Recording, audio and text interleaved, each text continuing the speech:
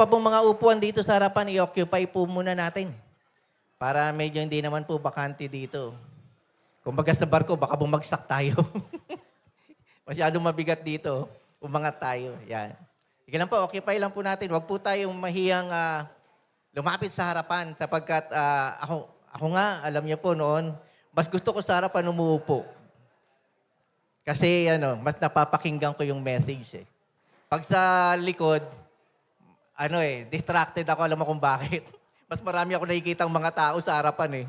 Tapos pag meron ako nakikitang mga, parang may ginagawa iba parang natutulog na. So instead na nakakapakinig ako sa preacher, nakapokus ako sa mga taong nasa harapan. So mas maganda yun, nandito po tayo. Amen? Praise God. Sige po. Eto, meron pa po mga bakante oh. Sige lang po.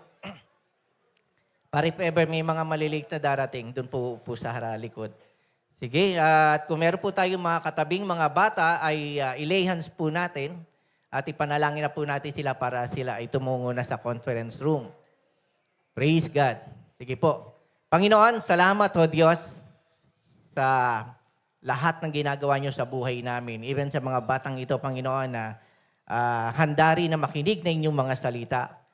Bagamat sila ay merong separate, Lord God, na lugar para doon sila ay nakakapakinig at natututo, Panginoon, ng inyong mga salita. Samahan niyo po sila. Bigyan niyo po sila ng karunungan, even ng mga teachers, Panginoon, na gumagabay at umaalalay sa mga batang ito.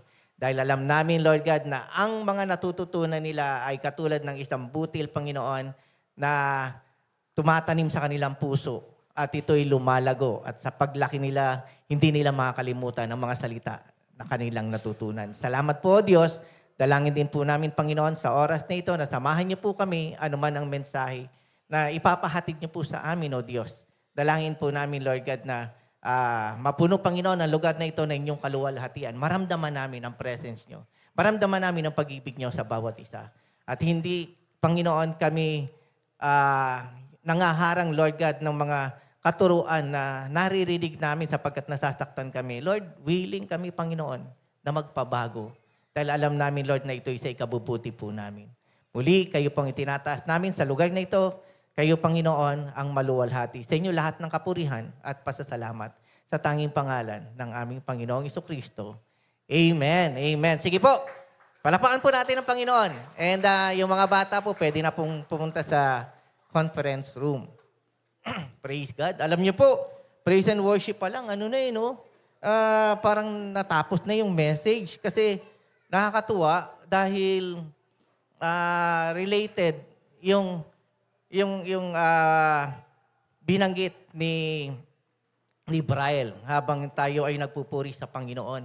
Alam mo, declaration na kagad yun eh. Yung kagalingan na ibinibigay sa atin ng Panginoon. So kung may mga karamdaman ka, pinagaling ka na ng Panginoon. At kung meron kang mga problemang nararanasan mo ngayon, yung kabigatan, gumaang. Amen po ba? Binigyan tayo ng kagaangan sa puso natin, sa buhay natin. Kagabi po ay meron na po akong inihahandang message para po ngayon. Kaya lang, hindi sabi ko, Lord, ang hirap. Parang hindi makapag-flow habang gumagawa ako ng message. So talaga nanalangin po ako. At meron talaga pala siyang binibigay na message para sa araw na ito. So, hindi po yan yung na-prepare ko. So, kagabi ay merong ibinahagi sa akin ng Panginoon. And I believe, bawat isa sa atin na makakarinig ng salita ng Panginoon ay tunay na magbibigay ng buhay sa atin. Amen po ba? Sa mga natutulog nating damdamin, sa mga pagod nating nararanasan, yung pagod ng katawan natin, yung mga pagsubok na pinagdaraanan, yung kabisihan natin sa mundo. Isa po ito sa mga hadlang. Kaya po tayo hindi nakakapag-fellowship sa Panginoon ng tama. Nagbabasa ka ng Bible pero hindi masyadong nagsisink in sa puso mo, sa isipan mo, ang salita ng Panginoon. Para lang nasabi natin na nakapagbasa ako ng Bible, Lord. Pero yung, alam mo yun, na dadigest mo o ninanamnam mo ang salita ng Panginoon, nagiging buhay sa'yo, iba po yun. Bakit? Kasi nga, preoccupied ang ating isipan ng mga bagay na makakahadlang para hindi tayo makalapit sa Panginoon. So mga kapatid, buksan po natin ang Bible natin sa Luke chapter 10. Praise God. Luke chapter 10, wala dito. Verse 38. Wala pong nakabukas dito. Luke chapter 10, verse 38 to 42.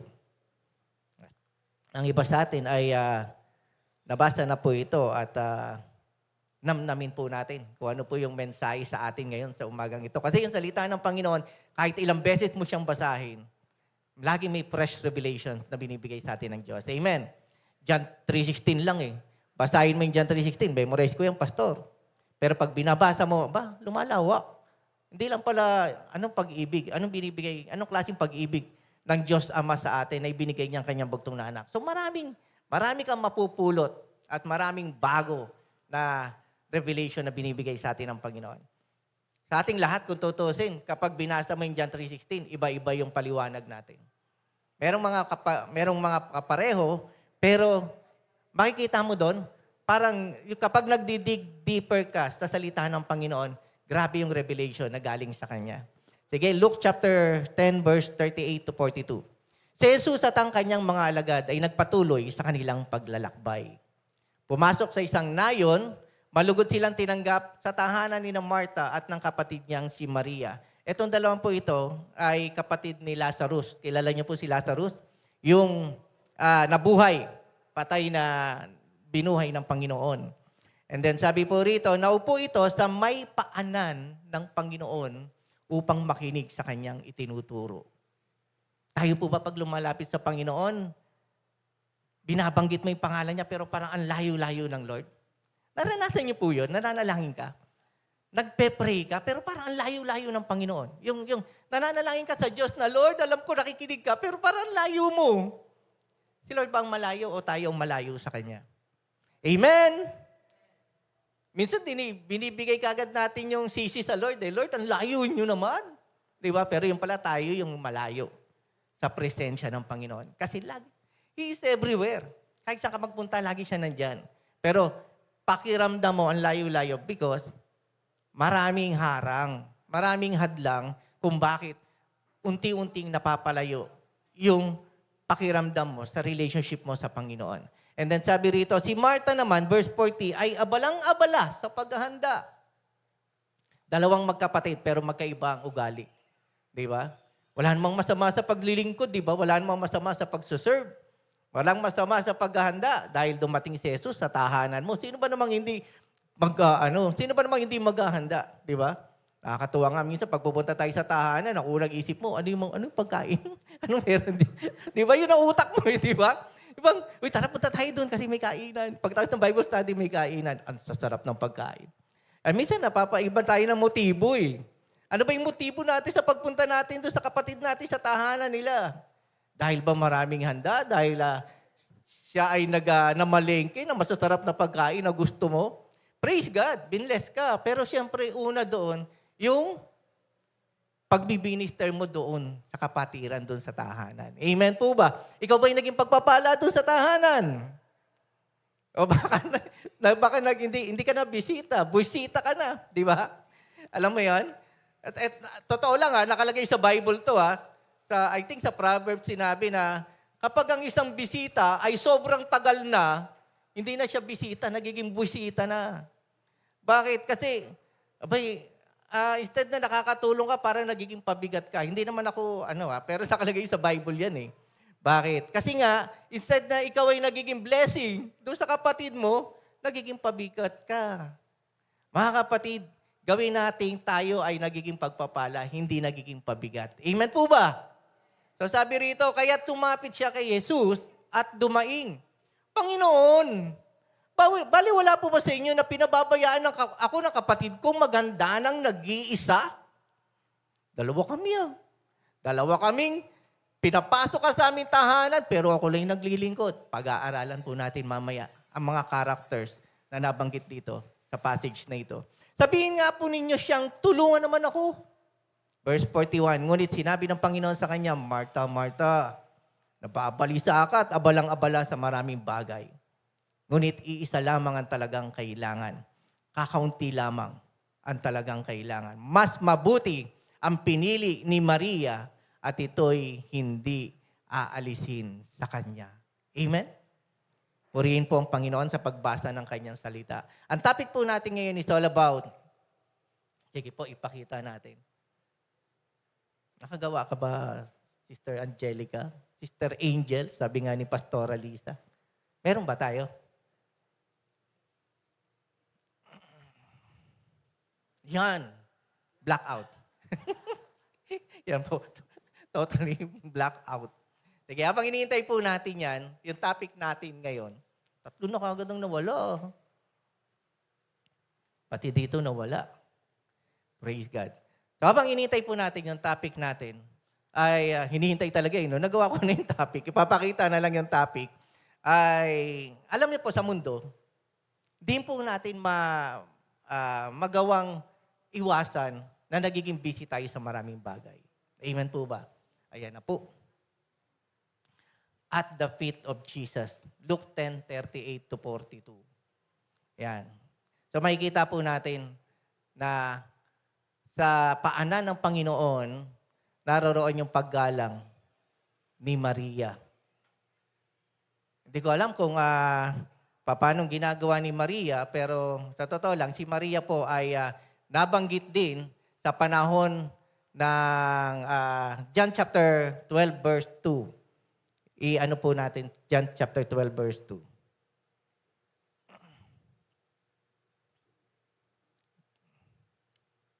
Sa tuwing nakikita ni Maria, ang ating Panginoong Jesucristo, kakaiba po yung ginagawa ni Maria.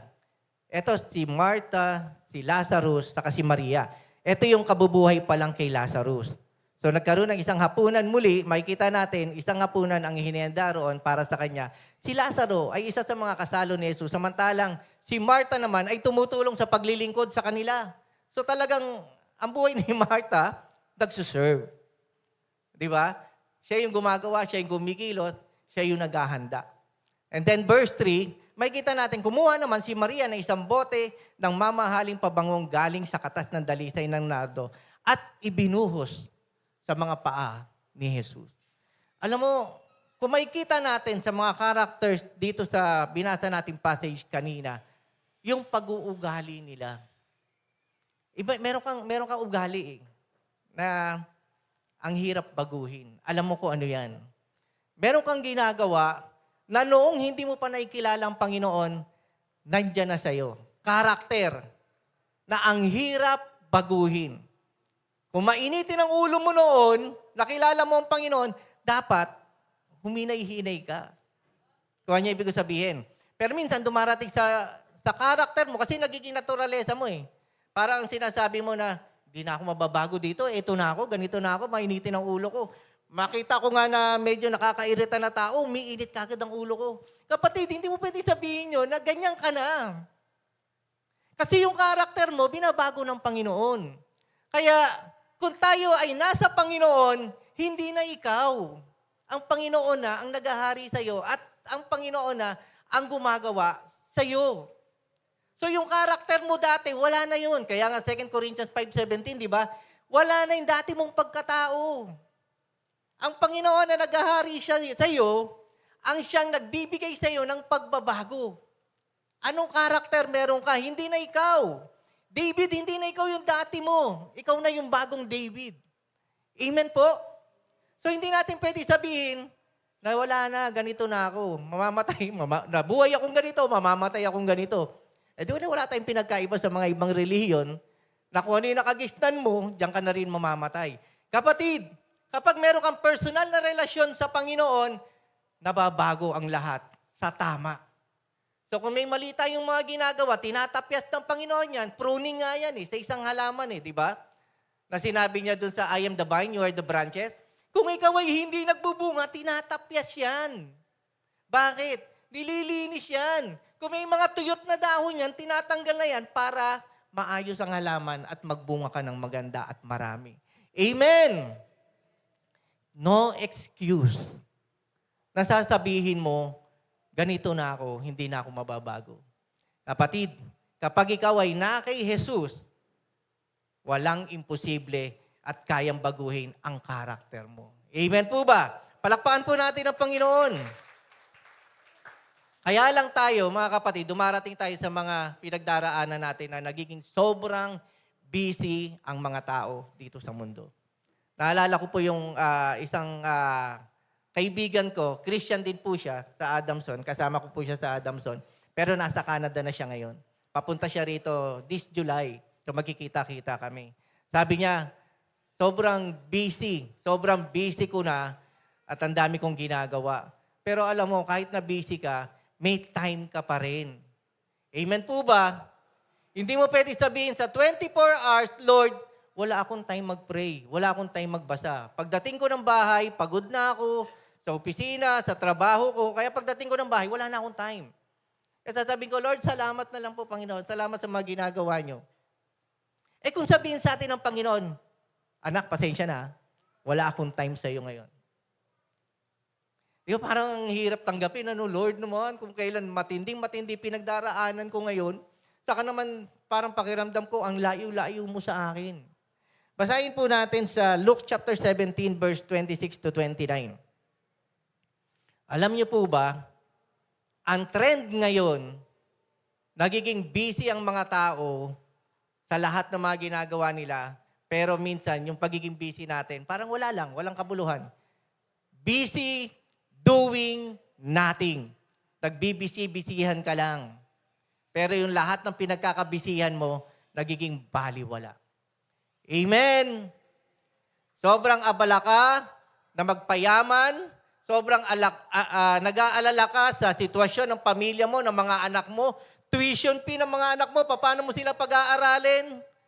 Nagkasakit ka. Nung nagkasakit ka, Lord, paano ako gagaling dito? Ang sabi ng doktor, cancerous to. Eh di nag-aalala ka na. May tendency cancerous. Eh minsan hindi ka sinasabi ng doktor, pa-check up ka. Pag nakita yung yung sakit mo, ay may bukol. Sige po, muna tayo, biopsy muna natin. Pag narinig mo yung word na biopsy, nangangatog ka na eh. Bakit? Pwedeng benign, pwedeng cancerous. So, alin sa dalawa ang iisipin mo? Amen. Nangangamba ka na. Nangihina ka na. Pero alam niyo po ba, etong panahon natin ngayon, katulad ng panahon dati, bagong magunaw yung mundo sa pamamagitan ng baha. Ano sabi rito sa verse 26? Sabi rito, ang pagparito ng anak ng tao ay matutulad sa nangyari nung kapanahunan ni Noe. Kapanahunan ni Noah.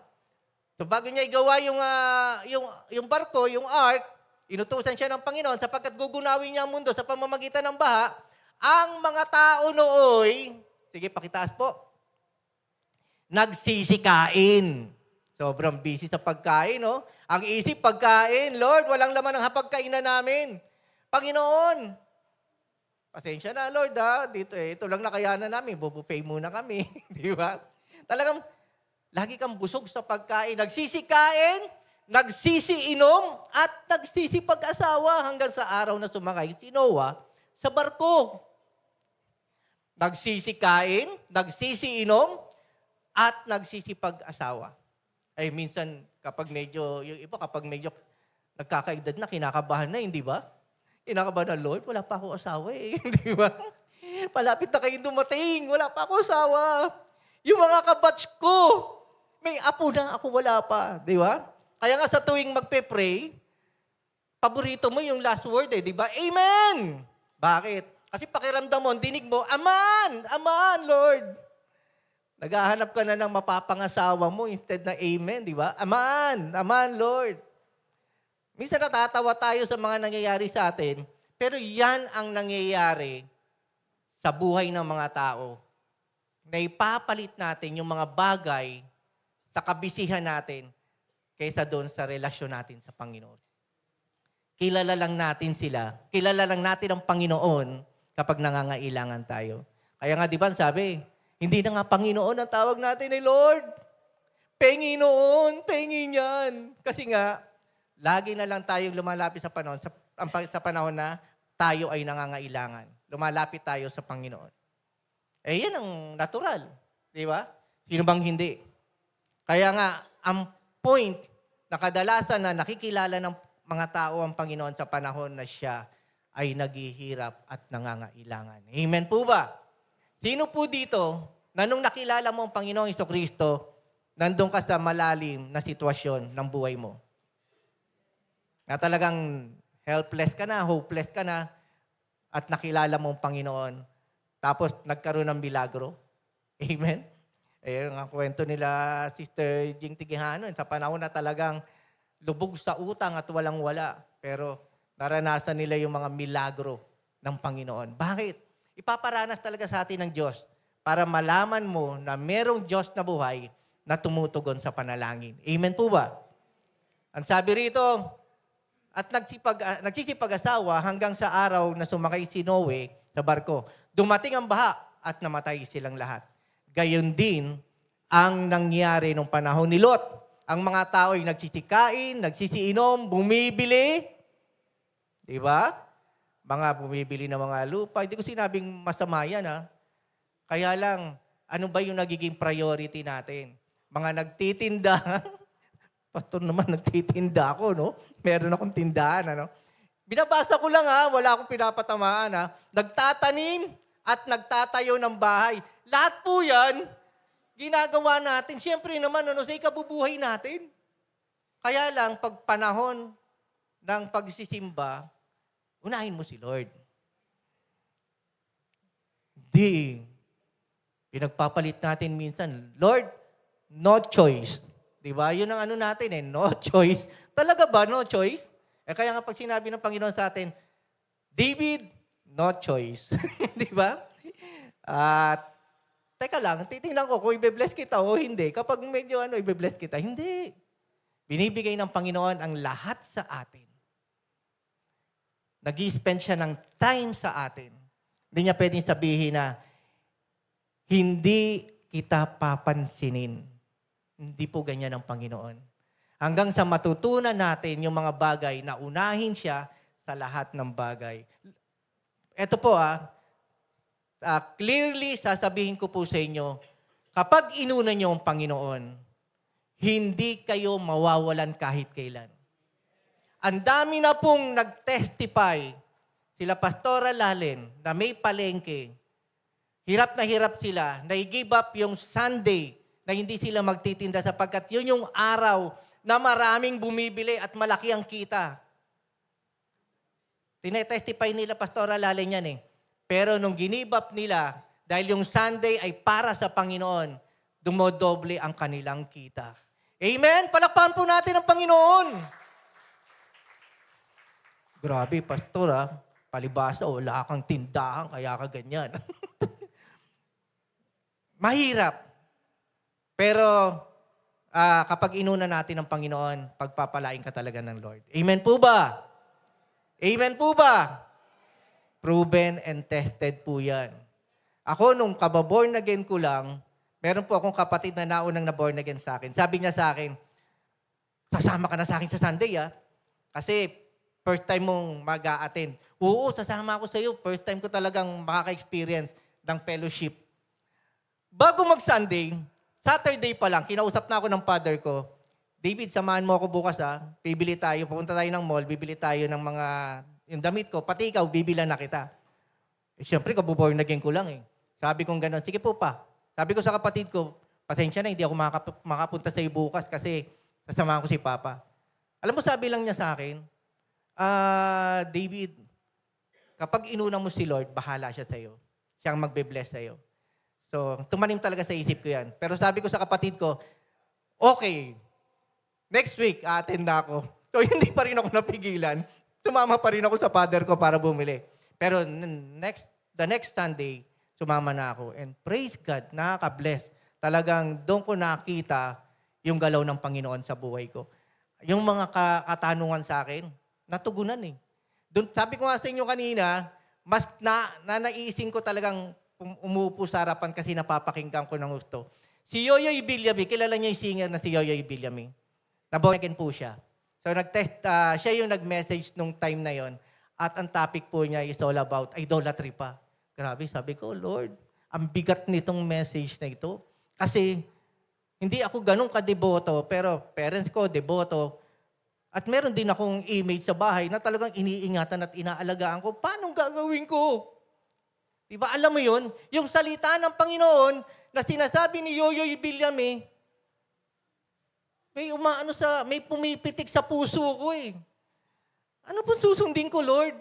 Ano bang totoo? Ano bang tama? Hanggang sa nakita ko yung katugunan sa mensahe ng Panginoon na hindi dapat sambahin yung mga ibang mga images maliban sa Panginoon. Amen po ba? Ang Diyos lang ang dapat nating sambahin at wala nang iba. So talagang tinalikuran ko yun, may gagawin ng Panginoon kapag sumunod tayo sa Kanya. Amen po ba? So dito, sabi nga rito, nagtitinda, nagtatanim at nagtatayo ng bahay. Walang masama po na nagpapagawa ka ng bahay Kasi pagpapala po yan, blessing po yan. Ang sinasabi po rito, sobrang busy ang mga tao nung panahon na yon, wala silang panahon na maglingkod sa Panginoon. And verse 29, ngunit ng araw na umalis si Lot sa Sodoma, umulan ng apoy at sa supre at natupok silang lahat. So, ano po ang pipiliin natin? Yung sumunod sa Panginoon? O pagdating ng takdang panahon na kunin tayo ng Diyos, mapupunta tayo sa impyerno. Sapagkat wala tayong relasyon sa Panginoon. Tinanggap mo lang siya sa umpisa, pero hindi ka lumago. Amen! Praise God. Nakakatuwa po, kahapon ay kasama kaming nakapunta sa gawain, sa Bible study, sa bahay nila Sister Judith Tugadi, ang pamilya nila. Nakaka-bless dahil alam natin na sila, sabi nga, may mga nag-share na sila ngayon ay naglilingkod sa Panginoon. Dati umaattend lang sila eh. Alam niyo po ba yon? Dati ang posisyon mo, nakaupo lang. Pero yung desire mo to serve God, ino-honor ng Panginoon yan. At naririnig niya yan. At kapag yan ang desire mo, igagrant ng Lord. Bakit? Sino pang hindi natutuwa at nabe-bless na pinaglilingkuran natin ng Panginoon? And ngayon, marami na po sa kanila ang nagsiserve sa ministry. Amen po ba? Palakpakan po natin ang Panginoon. Kaya kapatid, sina-challenge ko kayo, alamin nyo kung ano yung part nyo sa body. Isang body, may kamay, may mga mata, may ilong, may bibig, lahat, may pa. Kahit na anong part ka pa sa body, napakahalaga mo. Hindi mo pwede sabing wala kang kabuluhan. Di tanggalin mo isang parte sa katawan mo na walang kabuluhan, tingnan natin kung perfect ka pa, tingnan natin kung maayos ka pa. Siyempre hindi. Kasi nga, bawat isa sa atin, maliit man o maganda yung ginagampanan natin sa body, napakahalaga po niyan. Kaya mahalaga ka sa presensya ng Panginoon. Part ka ng body. Amen. Sino po ba ang part ng body dito? Part ng body ni Jesus Christ. Kaya halimbawa, si Brian, nakaramdam ng sakit, nakaranas siya ng pagsubok, problema, nararamdaman ng body yan. Amen? Kaya kung di mo nararamdaman, yung nangyayari sa kapatid mo, baka mamaya, hindi siya yung wala sa body. Baka ikaw ang wala sa body. Nakuha niyo ibig sabihin? Meron kang kapatid, nakakaranas ng problema, pero hindi mo nararamdaman. Ay, may problema ba siya? Ay, ewan ko sa kanya, bahala siya. Kung ganyan ang karakter mo, baka ikaw yung wala sa body. Kaya hindi mo nararamdaman yung sakit na nararanasan niya. Kasi kung ano yung nararanasan ng kapatiran, nararanasan ng buong members ng church. Amen po ba? Pansinin niyo yung mga katabi niyo. Meron ba kayong sa paligid niyo, tumingin kayo sa likod, sa harapan, sa kaliwa, sa kanan. Meron po ba kayong mga naaalalang kapatid natin na umaattend noon pero ngayon hindi mo na nakikita? Di ba? Meron. Di ba? Marami. Noong time na umattend tayo dito, hanggang sa ngayon, yung mga ibang mga kapatiran natin, hindi na natin nakikita. So, maging part tayo na gumagalaw na katawan ni Kristo. Amen po ba? So, ang sabi po rito, pag-aralan po natin kung ano yung mga characters nila Martha, ni Mary, at ni Jesus Christ. Silang tatlo na involved dito sa passage na binasa po natin. Pero yun nga, bukod sa kabisihan ng mga tao, naalala ko, nagpapayaman, di naman natin madadaling kayamanan sa langit. Mapunta ka ng langit, iwan yan. Mapunta ka ng impyerno, iwan pa rin yan. So ibig sabihin, ang kayamanan na ipinupundar natin para siyempre sa ating mga anak. sa ating mga mahal sa buhay. Pero wag po natin tatandaan yung serbisyo o yung paglilingkod natin sa Panginoon. Yung relasyon natin sa Panginoon. Baka mamaya kapatid, kinakausap kita ngayon at kinakausap ka ng Panginoon sa oras na ito. Sobrang busy mo sa maraming bagay. Naalala ko sa isang mag-asawa, may edad na po yung mag-asawa, sabi nung lalaki, nagpapayaman siya, mayaman siya, dami na niyang mga naipon eh. Mahal, mamamatay na ako. Hindi ko alam kung saan ko ilalagay yung aking kayamanan. Pag ako'y namatay, ilagay mo sa rooftop.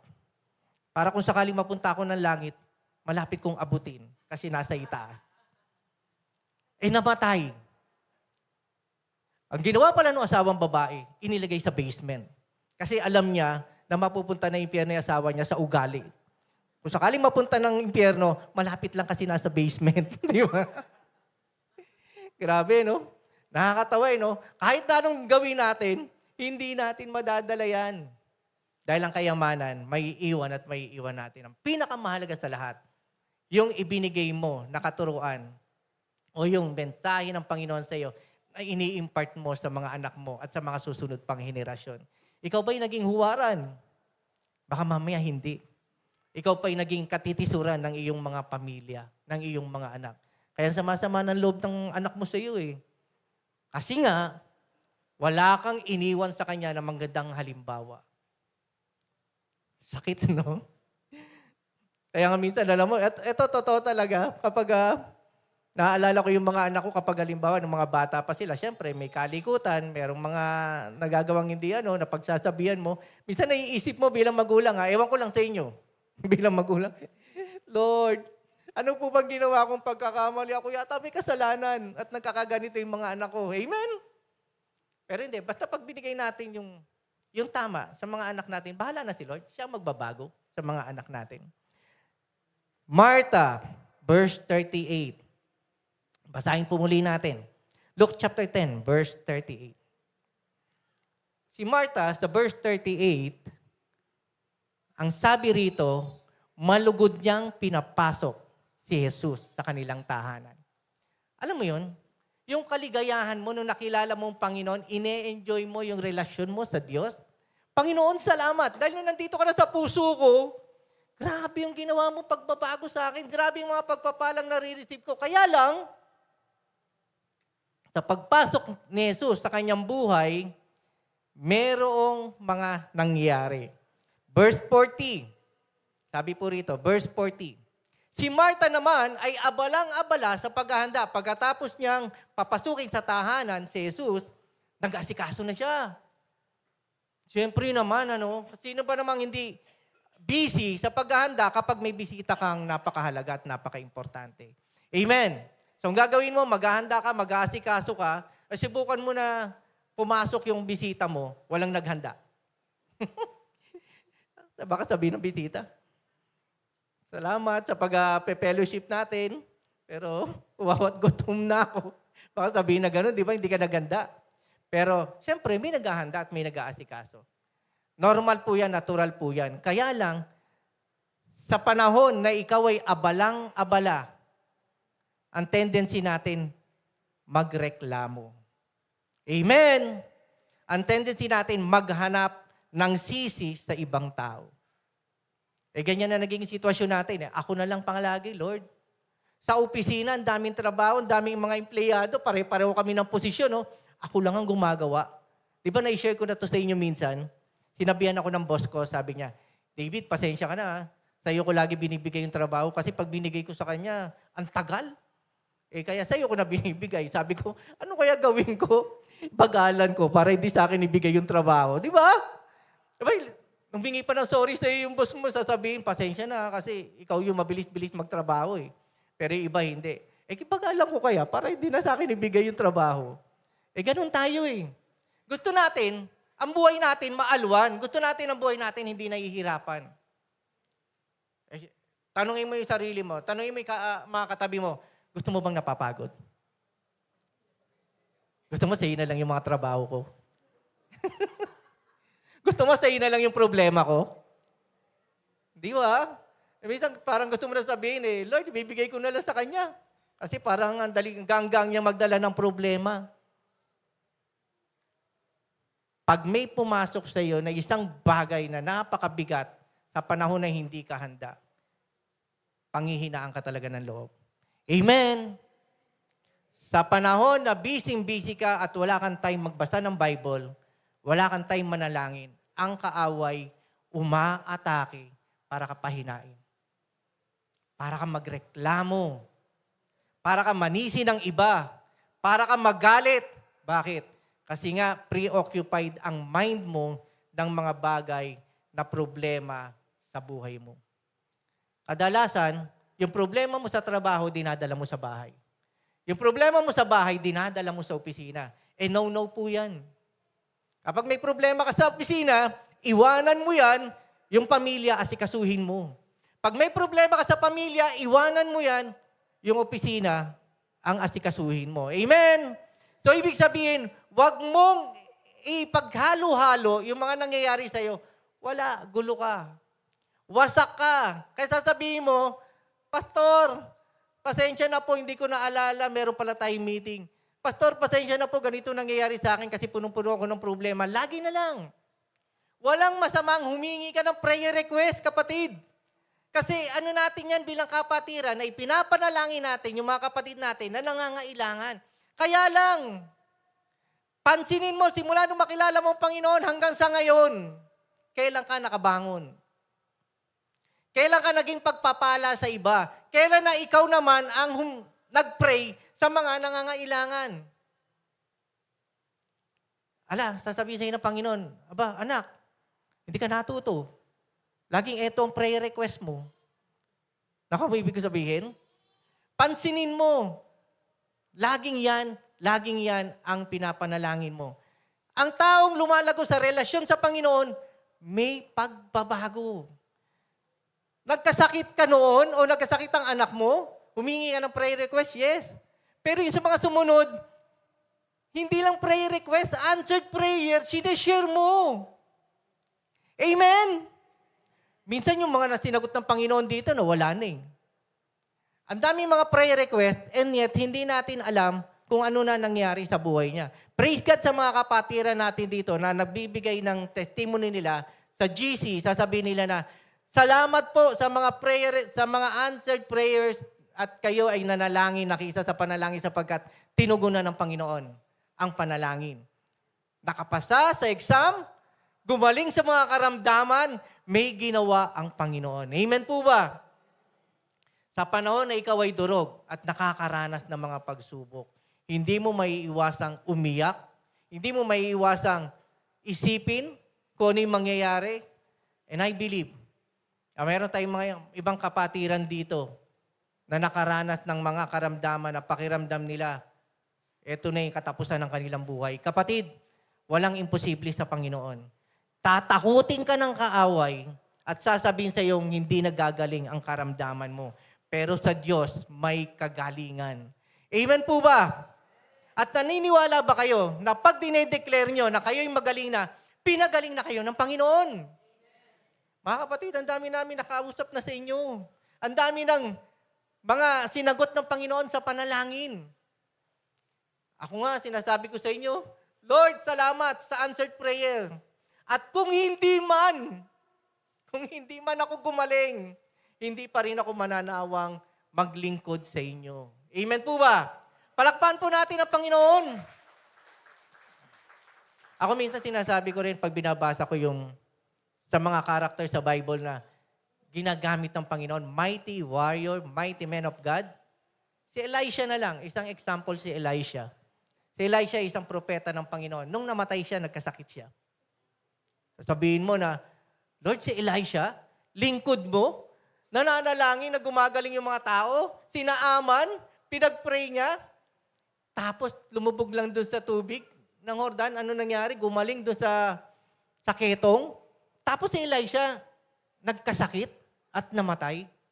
At meron pang mga ibang Bible characters na nagkaroon ng karamdaman. Hindi ibig sabihin na hindi natapos yung pagsubok mo, hindi ka tinugon ng Panginoon.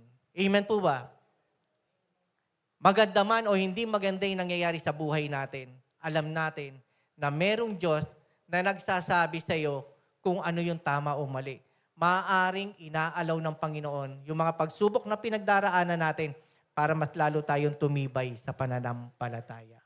While si Marta, sa sobrang abala niya, hindi niya maiwasan na magreklamo.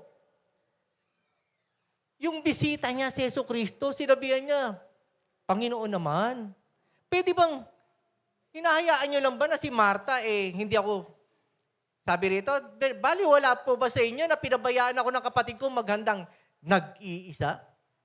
Aba, ang dami kong ginagawa dito. Panginoon, siya nakaupo lang sa paanan mo. Walang ginagawa.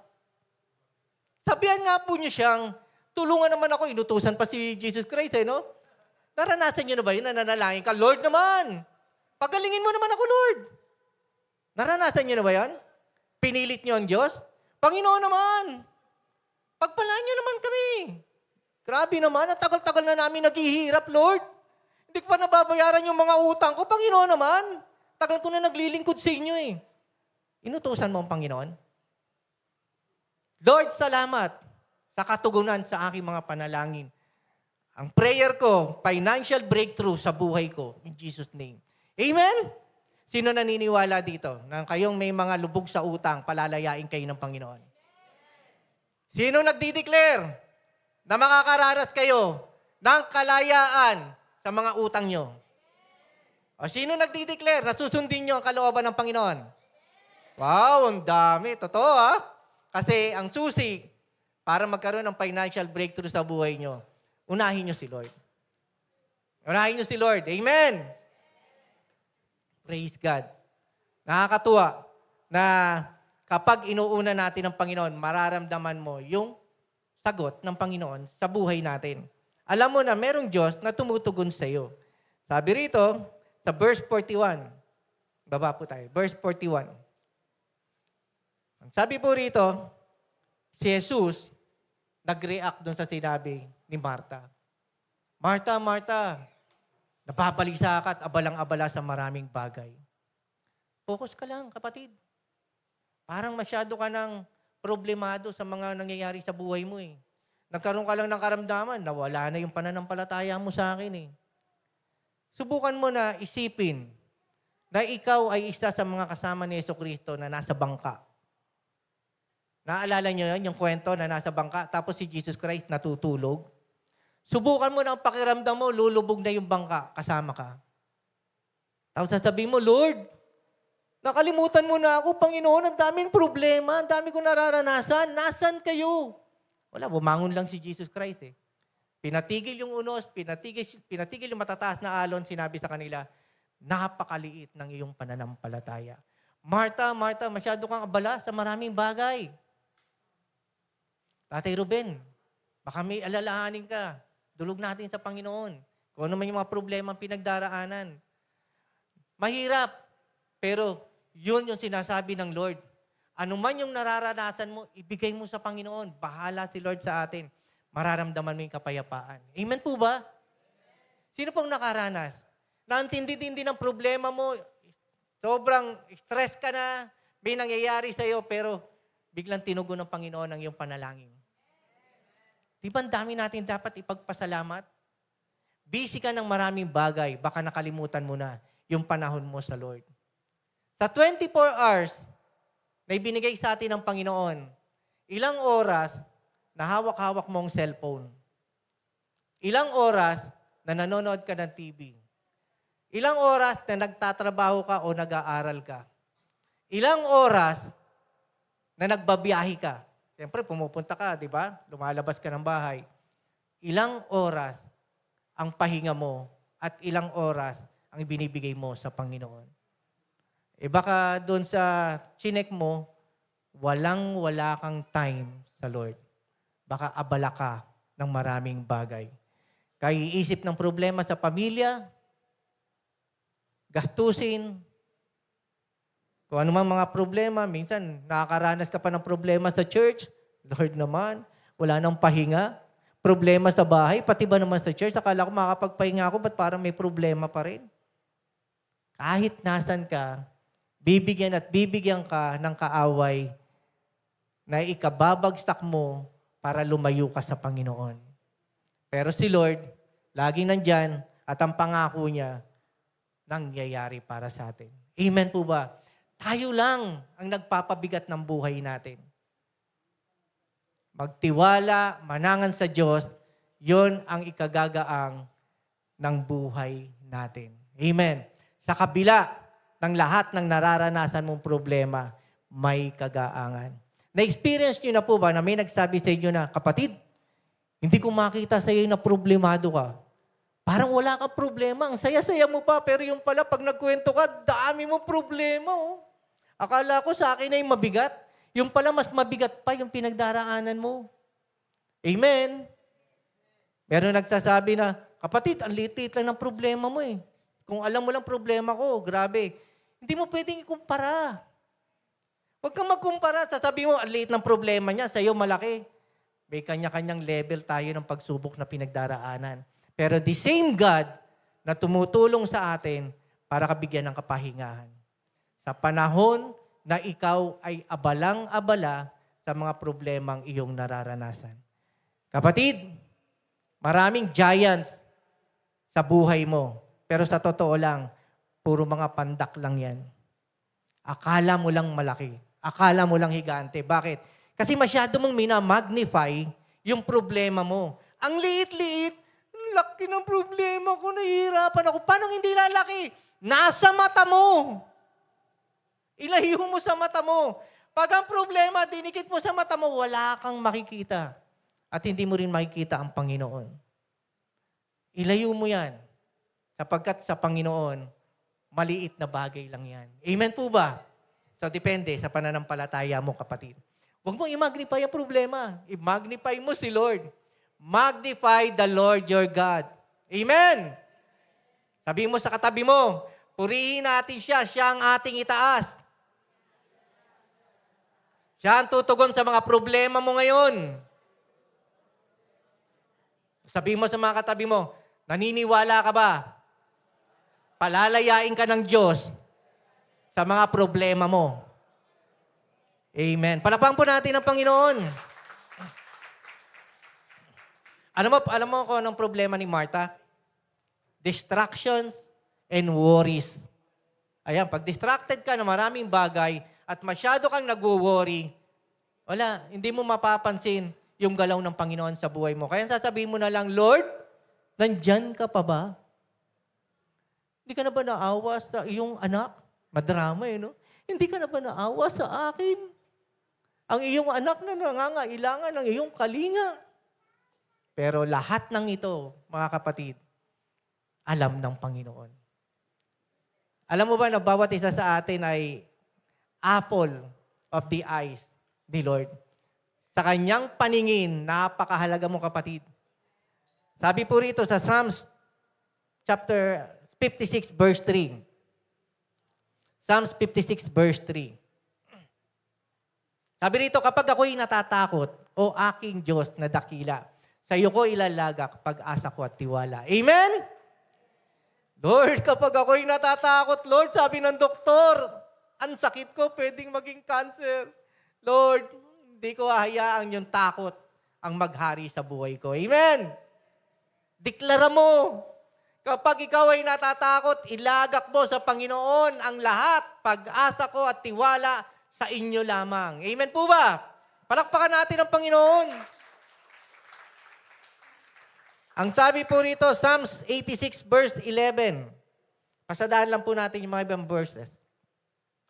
Psalms 86 verse 11. Sabi rito, ang kalooban mo'y ituro sa akin at tapat ang puso ko na ito'y susundin. Turuang maglingkod ng buong taimtim. So hayaan natin na ang Panginoon ang magturo sa atin sa pamamagitan ng kanyang mga salita. Sino pa nagbabasa ng Bible dito? Pakitaas ang kamay.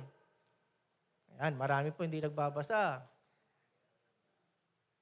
Anuin po natin ang sarili natin na magbasa ng salita ng Panginoon sapagkat ito'y napakahalaga na meron kang inilalaban sa kaaway sa panahon na ikaw ay may mga problema. Ituro mo sa akin, Panginoon. Ay, kung hindi ka nagbabasa ng Bible, sino magtuturo sa iyo? Si pastor? Walang masama na nakikinig tayo. Kaya lang, kung ikaw mismo personal, hindi mo pinag-aaralan ng salita ng Panginoon, sabi po ni pastor, kaya nga minsan pag nagpe-pray ka, Lord, sabi ni pastor, gagaling ako. Di ba? Kaya nga pag hindi mo matawagan si pastor, bakit busy si pastor? Hindi ko siya makontak. Ngayon kailangan ko siya. Nahihirapan ako huminga. Namatay ka na. Hindi mo nakausap si pastor. Kasi kay pastor ka nakaasa. Di ba? Tapos pag meron ka na anong kakilala, nasan si pastor? Yung kapatiran mo, pagpipray kita, kapatid. Hindi, si pastor kailangan ko. Mas malakas yung prayer niya. Kaya tuloy iba, nagkakainggitan si pastor, ang galing. Lakas ng panalangin. Kapatid, ikaw mismo pwede kang manalangin sa sarili mo Nananalangin tayo sa mga kapatiran, ikaw mismo, nire-require ni Lord na magtiwala sa Kanya. Ako nga, umarap pa talaga sa salamin, Lord, I pray, David, manampalataya ka sa Diyos, pinagaling ka na ng Panginoon. Amen! Kasi bawat lumalabas sa salita, sa bibig natin, may kapangyarihan. Kaya parang sinasabi mo na, Lord, matamlay ako, wala akong kapangyarihan. Hindi ka binigyan ng Panginoon ng espiritu ng takot. Binigyan kanya ng kapangyarihan. At sa pangalan ng Panginoon Jesucristo, may kapangyarihan. Amen! Palakpakan po natin ang Panginoon. Walang masamang magpa-pray kay pastor. Pero baka mamaya, na-test ka na nagtitiwala ka sa pastor at hindi sa Diyos. Hanap-hanap mo si pastor Walang problema. Walang problema doon. Kaya lang baka mamaya, hindi na si Lord ang iyong sinasamba. Pag hindi si pastor ang nagme-message, hindi ako a-attend. Di ba? Sino ang magme-message? Si ganito po, hindi na, next week na lang ako. So kung namimili ka ng magme-message, baka mamili din si Lord. Ibe-bless kita. Namimili ka, hindi kita ibe-bless. Lalagpasan kita. Kung gano'n ang gawin sa atin ng Panginoon. Hindi ba? Praise God. Sabi po rito sa Isaiah chapter 26, verse 3 to 4. Isaiah 26, 3 to 4. Sabi rito, binibigyan mo ng lubos na kapayapaan ang mga may matatag na paninindigan at sayo'y nagtitiwala. Binibigyan tayo ng Panginoon ng kapayapaan. So sa panahon ng kaguluhan, may kapayapaan. Sa panahon na troubled na yung mga kasama mo sa bahay, nakakatulog ka ng mahimbing. Nakakapaghilig ka pa nga di ba? Parang dami kong problema. Paghiga mo, paglapat mo sa kama, tulog ka na Nakakatulog ka ng mahimbing. Sino dito ang nagkaroon ng matinding problema, hindi ka makatulog? Wala. Ako, aminin ko, tumataas ako ng kamay. Di ba? Yung talaga makakaranas tayo ng matinding Si pastor nakaranas nung sa dami nang hindi nagpapatulog. Ako, aminin ko, nakaranas ako ng isang situation. Naranasan din ni pastor next kailan lang, na sabi ko kay Noemi, nagising ako bigla. Tulog ako pero nagising ako bigla. Sabi ko sa kanya, parang hindi na ako makatulog. Alam mo kung bakit? Kasi pag natulog ako, pakiramdam ko, hindi na ako magigising. So nag-pray talaga ako. Pinag-pray ako ni Noemi, nag-pray ako. Sabi ko, hindi ko alam bakit. Wala naman akong masyadong iniisip na problema, pero ang pakiramdam ko, pag natulog ako, hindi na ako magigising. Kakaiba yun. So talaga nag-pray ako. Then, nung nag-pray na kami, hinayaan ko lang, nakahiga ako hanggang sa makatulog ako ng mahimbing. Amen? Mararanasan mo sa kabila ng mga sitwasyon natin sa buhay, merong Diyos na nagbibigay ng kapayapaan sa iyo. Amen po ba? Sabi po rito, Psalms 94 verse 19. Psalms 94 verse 19. Kapag ako ay ginugulo ng maraming suliranin, ang wagas na pag-ibig mo ang umaaliw sa akin. Sino po nakaranas ng pag-ibig ng Diyos dito? Alam mo yon? Kapag sa panahon na ang tindi-tindi na ng pinagdaraanan mo, inaway ka na ng asawa mo, yung anak mo nagre-rebelde, wala ka ng pambayad ng utang, huhulihin ka na ng pulis, ikukulong ka na, umiiyak ka sa presensya ng Lord at niyayakap ka niya. nararamdaman mo ang kanyang pag-ibig. Amen? Ang wagas na pag-ibig mo ang umaaliw sa akin. Sarap, di ba? Sa panahon na umiiyak ka dahil sa tindi ng mga problema, binibigyan ka ng kapahingahan ng Panginoon. Proverbs chapter 12, verse 25. Proverbs chapter 12, verse 25. Okay, nagpapahina sa loob ng isang tao ang kabalisahan. Kaya kung puro nag-iisip ka ng problema, asahan mo yan. Manghihina ka. Kapatid, proven and tested. At ang doktor ang nagsasabi, kapag lagi kang nag-iisip at ang daming problema, pag nanghina ang katawan mo, yan ang isa sa mga causes ng cancer. Kapag masyado kang balisa, di ba? Pansinin mo, pag nai-stress ka, halimbawa magre-report ka, walang pa magpe-pray ka lang sa harapan. Sister, ikaw ang service leader ha, nanginginig na ako. Hindi na, parang nahihirapan ako pumunta sa harapan. Parang gano'n, di ba? Parang hindi ka mapagkatulog. Parang meron nga ako kausap kahapon isang pastor na mag-share daw ng word. Sa tuwing mag-share siya ng word, hindi na ako makatulog niyan, pastor. Hirap na ako. Pastor na yun ha. Eh di how much more kung ordinary member ka? Bakit? Kasi nga, may kahinaan tayo at ang kalakasan natin ng Panginoon.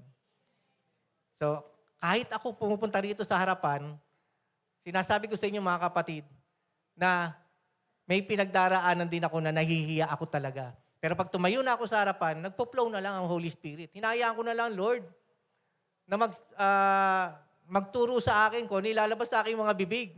Pero kung ako lang, nahihiya po ako. At sa panahon ng kahinaan ko, alam ko si Lord ang nagpapalakas sa akin. Amen po ba?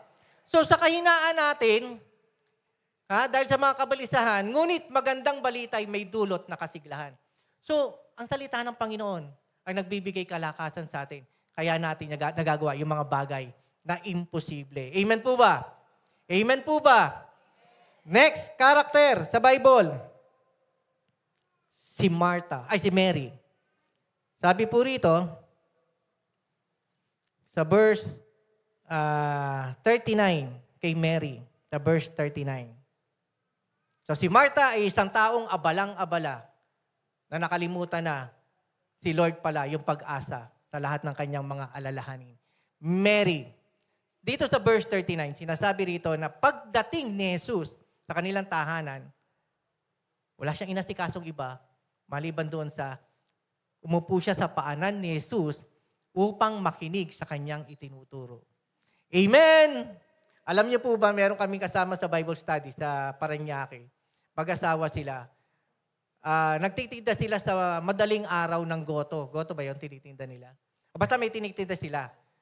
Sa busy yung lalaki. Kasi nga siya yung mag-aasikaso para ipaninda. Sabi nung asawang babae, nakita niya na nakaluhod at nananalangin. Ang prayer ng babae na maubos yung kanilang paninda at mag-provide ng pangangailangan. Di nagre-reklamo na tong lalaki. Sabi niya, ano ba naman? Kanina ka pa nagpe-pray. Ready na yung mga pagkain na dapat nating itinda. Ako lang ang nag-aasikaso. Ang daming bumibili doon. So, yung babae, nananalangin. At pagkatapos manalangin, tinulungan niya yung asawa niya. So, nagre-reklamo yung lalaki. Sabi ng babae, nananalangin kasi ako para maubos yung paninda natin. And true enough, nauubos naman yung kanilang mga paninda. Kaya lang, sa panahon na busy, sabi na lang namin doon sa babae, agahan mo na lang yung pagpipray. Para pag time na magtitinda ka na at mag-aasikaso, kasama mo yung asawa mo. Amen! Inuuna pa rin natin si Lord. Hindi ba? Pero wag mong ngayaan na baka mamaya, meron kang dapat naman gawin, wala ka nang ginawa sa bahay. Maraming mga pastors sa kanilang tahanan na hindi maayos ang pamilya. Bakit? Kasi ang ama, ang pastor, sobrang busy sa ministry, which is, yun naman talaga yung dapat niyang gawin, nakalimutan niyang asikasuhin ng pamilya. So nakakalungkot naman. Di ba? Walang masamang nagmi-minister ka kasi yan ang ginagawa mo. Pero kung pinababayaan mo ang pamilya mo, baka mamaya, i-ano ka ng Panginoon doon na, bakit mo pinabayaan ang pamilya mo? Bakit ang asawa mo nangaliwa? Bakit ang mga anak mo nagkaroon ng mga bisyo kasi nga wala kang time sa kanila. Nakakalungkot, di ba? Baka nagmi-minister ka sa Panginoon, pero ang layo-layo naman pala ng puso mo sa Lord. Maraming mga workers na nagsiserve sa ministry, pero napapabayaan yung talagang relasyon sa Panginoon. Makikita mo, active dito. Praise and worship, sa ushering, sa children, sa youth, sa kung saan pang ministry. Pero pagdating ng bahay, wala siyang time sa Panginoon. Etong si Mary, ang sinasabi dito, inuna niya ang Panginoon na makinig sapagkat ito'y napakahalaga kumpara doon sa pagkain na iahanda para iserve kay Jesucristo at sa mga kasama niya. At ano po ang nangyari? Sabi sa verse 40, sabi po rito sa verse 40, nung sinabihan niya ni Jesucristo si Marta, sabi niya, abalang-abala ka sa paghahanda, pero ito ang pinakamahalaga sa lahat. Sabi rito, si Mary, sinabihan niya na si Marta nagrereklamo, pero pinili ni Mary ang pinakamahalaga sa lahat. Amen po ba? Ano ba ang pinakamahalaga sa Panginoon? Unahin mo siya higit sa lahat. Pero wag mong pababayaan ang pamilya mo, wag mong pababayaan ang ibang bagay. Pero higit sa lahat, unahin mo ang Panginoon. At yun ang inuna ni Mary. Ang maglingkod at makinig at umupo sa paanan ni Jesucristo. Kapatid, sino pang naka-experience dito na gumaang ang pakiramdam mo nung ikaw ay nagbasa ng Bible, ikaw ay nanalangin? Di po ba ang sarap ng pakiramdam? Na sa presence ni Lord, there is fullness of joy. Sabi nga sa awitin, sa presence ng Panginoon, nararanasan mo na nawawala yung mga problema mo. So yun ang pinili ni Mary, ang makipag-fellowship sa Panginoon. Bagamat siguro awkward, nahiya siya, pinahiya siya ni Martha, sinabihan siya ng kapatid niya na, hindi nag-aasikaso yan, oh. Samantalang ako'y nag-aasikaso. Kung merong naninira sa'yo, kung merong nagsasabi sa'yo hindi maganda, basta malinis ang puso mo, ang Panginoon ay nalulugod. Amen po ba? Palakpakan natin ang Panginoon. Kaya nga po sa verse 42, highly recommended ng ating Panginoong Jesucristo, si Mary, magpahanggang ngayon. Hindi lamang nung panahon na sila ay, noong time nila Mary at Martha, hanggang sa ngayon, sinasabi ng Panginoon sa atin, kapatid, unahin mo ko. Sabi ng Panginoon, anak, unahin mo ko. At anuman yung mga kaguluhan sa iyo, ako ang bahala. Amen po ba? Si Jesus na ating Panginoon. Ang third character sa Bible, verse 38. Malapit na rin po tayong magtapos. Sabi po rito, sa verse 38, nakita natin na si Jesus ay naglalakbay. Sa mga napuntahan niya, marami niyang ginawa, mga milagro, mga pinagaling. Ito ngayon pumapasok siya sa tahanan nila Martha at Mary at siya'y pinatuloy. Verse 39. Nakita sa verse 39, sabi rito, para kay Jesus, ang gusto niya ay unahin siya. Mga kapatid, ang gusto ng Panginoon sa atin, unahin natin siya. Higit sa lahat. Sacrifices yung mga ginagawa mo, okay yan. Pero kung wala si Lord sa buhay mo, hindi mo siya inuuna, nababaliwalang lahat yan. Kaya nga, obedience is better than sacrifice. Unahin mo ang Panginoon higit sa lahat. And makakamta natin ang kaginhawaan. Amen po ba? Verse 40. Actually, awkward kay Jesus Christ yung nangyari. Bisita ako eh. Tapos, sinasabihan mo ko na pagsabihan ko yung kapatid mo. Di ba? Dahil hindi nag-aasikaso. Parang awkward Parang bisita ako Tapos makikita mo nag-aaway. Nakapunta ka na sa isang bahay, in-invite ka, tapos nag-aaway yung pamilya. Parang gusto mo na umalis di ba? Ala, nag-aaway na itong mga to Alis na nga ako, makaalis na nga ako. Baka madamay pa ako, di ba? Pero ito, tinapat ni Jesucristo si Martha. Kahit nahihiya si Mary dahil pinahiya siya ng kanyang kapatid. Sabi rito, masyado ka ng abala sa sa iyong mga ginagawa. Nakalimutan mo yung pinakamahalaga. Ako. Hindi mo ko inuna sa buhay mo. Samantalang etong si Mary, inuna niya ang lahat. Si Mary, binasa natin kanina sa John chapter 12 verse 3, siya rin yung Mary na nagbuhos ng mahal na pabango sa paanan ni Jesucristo. Ganun kamahal ni Mary si Jesus Christ eh. Mawala na ang lahat. Wag lang yung relasyon ko sa Panginoon. Amen po ba? And then sabi po rito, basahin po natin sa Matthew chapter 16, verse 25 to 27. Matthew chapter 16, 25 to 27. Ang naghahangad na magligtas ng kanyang buhay ay mawawalan nito. Ngunit ang mawalan ng kanyang buhay alang-alang sa akin ay magkakamit nito. Kapatid, marami kang minimiti. Dami mong gustong mangyari sa buhay mo. Kaya lang, sa listahan mo ba, number 1 si Lord? Check mo. Baka mamaya wala siya sa listahan. Ang dami mo mga prayer request and yet nakalimutan mo yung Diyos na nagpo-provide ng lahat ng iyong mga pangangailangan. Yung Diyos na sumasagot ng lahat ng iyong mga panalangin. Magkamit ka man ng mga karangyaan dito sa mundo, pero kung wala ang Panginoon, baliwalang lahat yan. Amen? Second to the last verse, Psalms 55 verse 22. Sabi po rito, Psalms 55 verse 22. Ilagak kay Yahweh ang iyong suliranin. Sa oras na ito, kung kayo ay kinakausap ng Panginoon, kung meron kang mga alalahanin kapatid, ilalagak natin sa Lord, ano man yung mga problema ang ating pinagdaraanan. Aalalayan ka't ipagtatanggol rin. Ang taong matuwid, di niya pipikuin. Amen? Ang taong matuwid, hindi niya pipikuin. So kung nakakaranas ka ng kabiguan sa ibang tao, never ang Panginoon. Hindi ka niya bibiguin. At last verse, Joshua 1:9. Habang binabasa po natin ito, pwedeng magsitayo tayong lahat.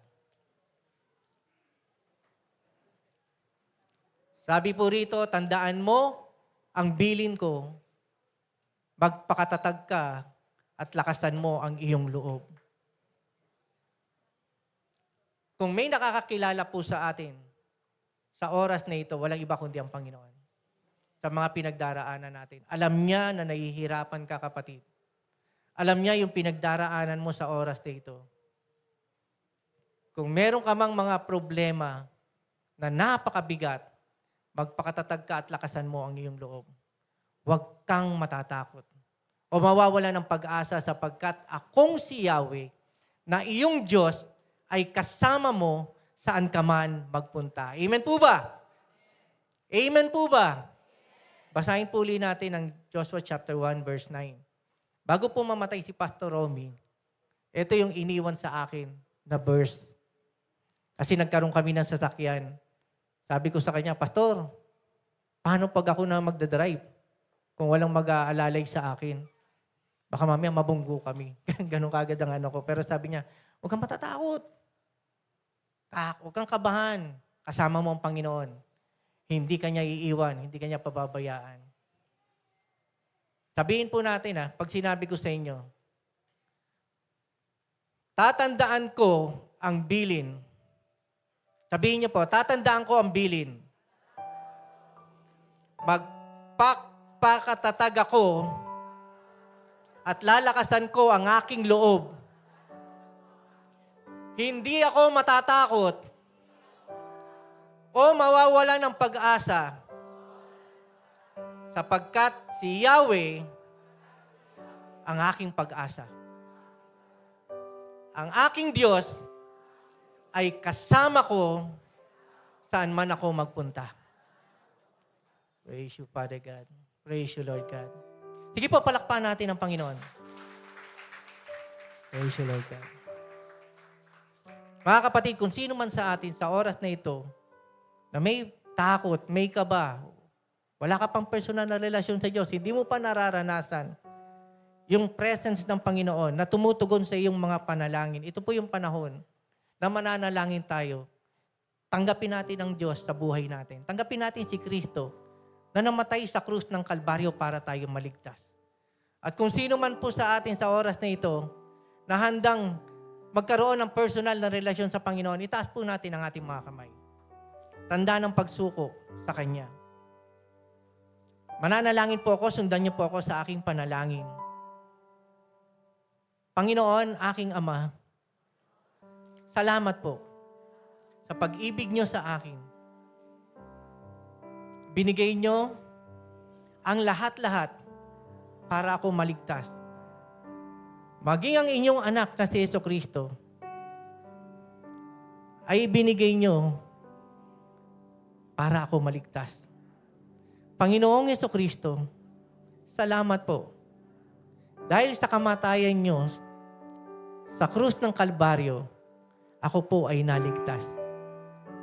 Sinabi niyo po na ako'y pinatawad niyo na sa aking mga kasalanan at pinagaling sa lahat ng aking mga karamdaman. Tinatanggap ko po ito, Panginoon. Pumasok po kayo sa aking buhay bilang aking Panginoon at tagapagligtas.